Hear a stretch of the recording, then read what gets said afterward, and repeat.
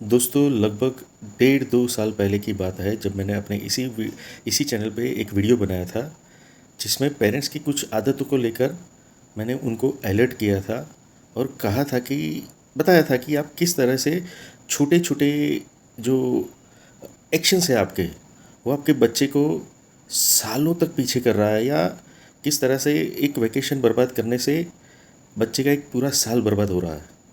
शायद मुझे लगता है कि उसी वीडियो के कंटिन्यूएशन में मैं आज के इस वीडियो को रखूँगा। तो बात ज़रा ऐसी है दोस्तों कि पेरेंट्स काफ़ी पेरेंट्स है ना समझ ही नहीं पा रहे कि एग्जैक्टली बच्चों को तैयार कैसे करें। अब तक वो ये नहीं समझ पा रहे हैं कि this education system is not working in their children's favour. आज उसी विषय पे बात करने वाला हूँ। हर साल यही होता है कि वैकेशन बर्बाद हो जाता है और बच्चे जो है वो साल की शुरू अब क्या होता है कि सिस्टम ऐसा बन गया है कि जैसे ही स्कूल्स खुलती है महीने सवा महीने ज़्यादा से ज़्यादा 1.5 महीने के अंदर पहली एग्ज़ाम्स आ जाती है। कुछ स्कूल्स में तो वीकली एग्ज़ाम्स होती है। सही गलत उसमें नहीं जा रहा है, जो सिस्टम है वो ऐसा ही है। अब ज़्यादातर पेरेंट्स वहाँ पे क्या करते हैं, वो उनके बच्चे से एक्सपेक्ट करते हैं कि वो हर एग्ज़ाम में परफॉर्म कर ले। अगर आपने वो पुराना वीडियो देखा होगा तो मैंने उसमें क्लियरली बताया था कि जब आप उस वैकेशन को टाइम पास करके निकाल देते हो, कहीं छुट्टियाँ ले ली, फिर मामा के घर, बुआ के घर, चाचा के घर, सब जगह चले गए, बच्चे ने वैकेशन में अपना कोई बेस स्ट्रॉन्ग नहीं किया। मैं आपको बताऊँ ये वीडियो क्यों बना रहा हूँ। बच्चे 8, 9, 10th तक आ जाते कई बार और उनको बेसिक मेंटल मैथ्स नहीं आता। बच्चों को बेसिक इंग्लिश ग्रामर नहीं आता। Despite studying in English medium for years they are not able to form sentences, some basic sentences. अगर इसी को पढ़ाई कहते हैं। अच्छा, मैं ये नहीं कह रहा कि यहाँ पे जो बच्चों का मैं बच्चों की जो बात कर रहा हूँ, इनमें ऐसे बच्चे भी मेरे ध्यान में आते हैं कि जिनके परसेंटेज 85 प्लस 90 प्लस होते कई बार, but when it comes to sentence formation they feel miserably. मेरा सवाल इतना ही है कि जब सालों तक इंग्लिश मीडियम में पढ़ने के बाद आप कुछ वाक्य इंग्लिश में नहीं बना सकते, do you think that that kind of education will help them in future? नहीं। बिल्कुल सही जवाब है कि नहीं हेल्प करेगा किसी भी तरीके से। आप क्या करवाना चाहते हैं? और जब एग्ज़ाम शुरू होते हैं, जब एग्ज़ाम शुरू हो जाते हैं तो बच्चे पे प्रेशर होता है परफॉर्म करने का। हुआ क्या? वैकेशन पूरा बर्बाद हो गया, फंडामेंटल स्ट्रॉन्ग नहीं हुए और एग्ज़ाम्स आ गए। वही पुराना तरीका, आंसर्स रट लो, एग्ज़ाम में जाके उल्टी कर दो। मैं उसको कहता हूँ उल्टी करना। ठीक है, उल्टी कर दो आप। एग्जामिनर्स जाके चेक कर लेते, टीचर्स जो है चेक करके मार्क्स दे देते। अच्छे मार्क्स आ गए, बच्चे खुश, आप भी खुश, हो गया। ऐसे ही करके साल में 3-4 एग्ज़ाम्स आ जाएगी, ये साल भी पार हो जाएगा। साल दर साल हमारा पर्पस जैसे बना हुआ है कि हम केवल एग्ज़ाम्स क्लियर करके आने वाले स्टैंडर्ड में पहुंचना चाहते हैं। लर्निंग क्या हुआ? ज़ीरो। यही तो पर्पस बन चुका है ना अपना। लर्निंग के पीछे कौन भाग रहा है? किसी को पड़ी है क्या? और कुछ कुछ जो सिखाना चाहते हैं उनको उनका काम करने नहीं दिया जाता। क्यों? क्योंकि आपको तो हर एग्ज़ाम में परफॉर्मेंस चाहिए ना। अरे बच्चा अगर परफॉर्म करेगा तो अच्छा ही है, मैं मना नहीं कर रहा, पर एट व्हाट कॉस्ट?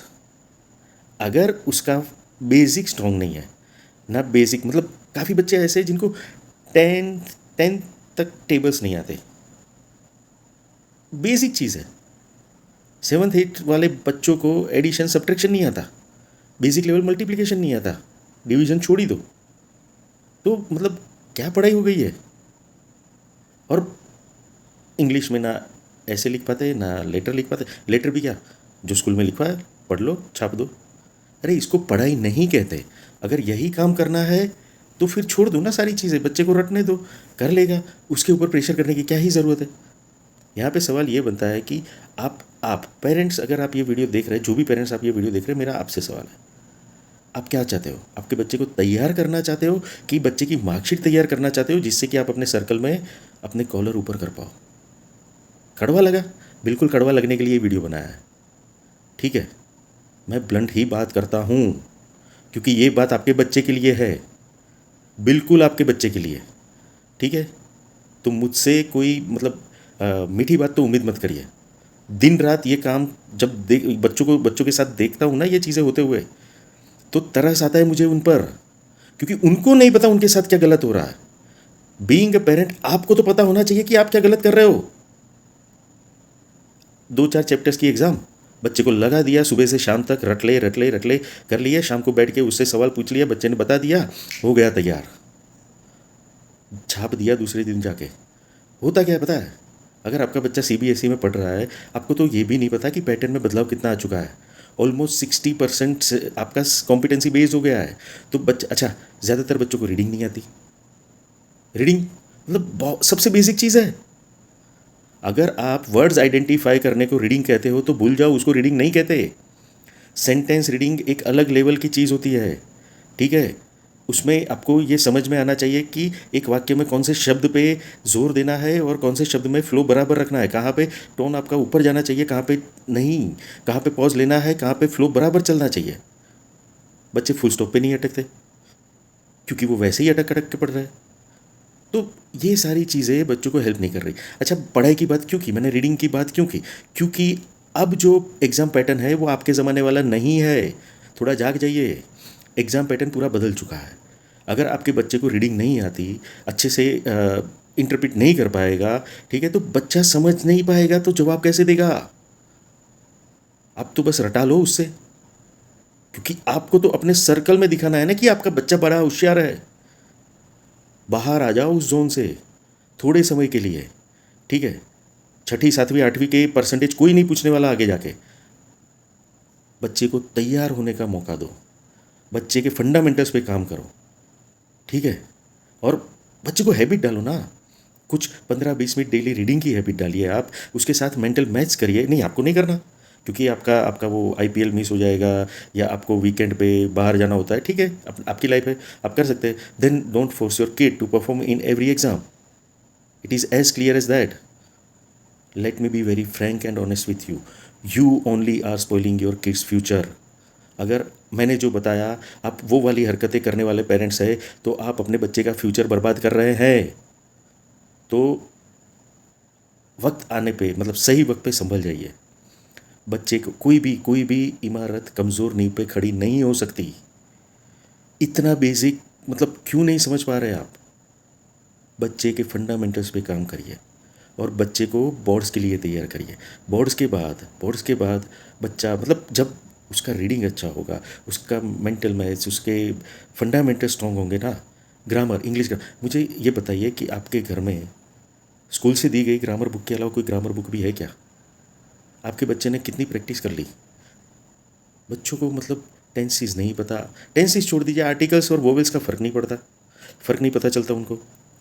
तो कितना मतलब क्या ही पढ़ाई हो रही है, और इस पढ़ाई से क्या ही मिलने वाला है? बच्चे को तैयार करिए ज़िंदगी के लिए, ना कि आने वाली एग्ज़ाम के लिए। अगर 1-2 साल व्हाट्सएप ग्रुप में आप बच्चे का रिज़ल्ट शेयर नहीं करेंगे तो कोई आफत नहीं आने वाली। पर अगर बच्चा तैयार हो गया ना, तो वैसे ही ज़रूरत नहीं पड़ने वाली। व्हाट्सएप ग्रुप पे शेयर करने की ज़रूरत ही नहीं पड़ती, क्योंकि आपको पता है कि आपका बच्चा तैयार है। आपको किसी को जाके कहना नहीं पड़ता। तो हो सकता है मेरी बातों ने आपको हर्ट किया हो, पर्पस भी वही था। ठीक है, तो अगर हर्ट किया हो, जाग जाइए, क्योंकि जो भी मैंने कहा है वो आपके बच्चे के लिए कहा है, आपके बच्चे के फ्यूचर के लिए कहा है। पूरी तरह से तैयार होगा, और वो तब होगा जब उसके फंडामेंटल स्ट्रॉन्ग होंगे। एग्ज़ाम्स को साइड में रख दीजिए। धन्यवाद।